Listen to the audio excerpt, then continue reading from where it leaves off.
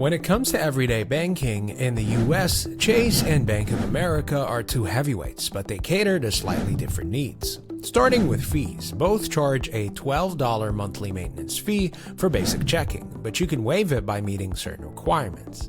As far as Chase, you need $500 monthly direct deposit or $1,500 balance.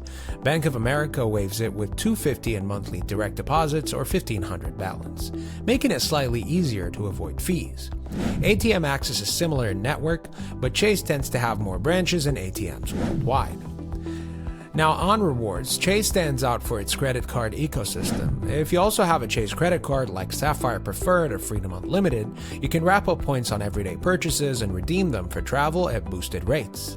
Bank of America has reward programs as well, like the Preferred, where higher account balance gives you bonus reward rates on credit cards, plus interest rate boosts on savings. For people who keep larger balances, this can really add up. Now, when it comes to account perks, Chase offers strong integration with its mobile app, early direct deposit on some accounts, and unique options like Chase First Banking for kids.